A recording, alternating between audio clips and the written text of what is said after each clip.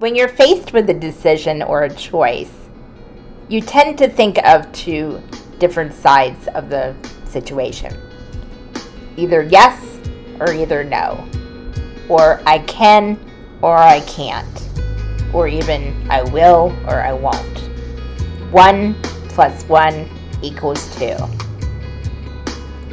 But what if we said 1 + 1 = 3? Now you're probably saying, Well, Pixie, 1 + 1 does not equal 3. It does actually indeed equal 2. hang with me here. I noticed that when I was starting to feel very stuck and in that resistant energy, and that things were becoming very stagnant and repetitive, almost like a Groundhog Day type of feel to it, I knew I had to make a change. And it might not have to be a big change, but just a little change. It could be a tweak in my morning routine, or a way I approach something, or even clearing my energy or clearing my home in some way. Whatever it is, I knew I had to do something. And the 1 + 1 = 3 represents another choice. It might be something you didn't believe you could do. It might also be something you didn't think you were worthy enough to have. But that choice is always there.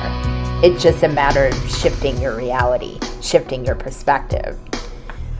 Unfortunately, society tells us what we can do and what we can't do, what is deemed as acceptable and what's not.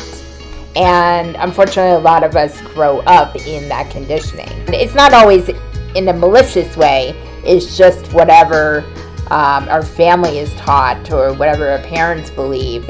And of course, as we grow up, that may be our belief system. But when we start questioning things and when we start realizing our full potential, that's when our whole outer reality will change, because we're working on our inner reality. And once I made this connection, it already started to shift my world a little bit.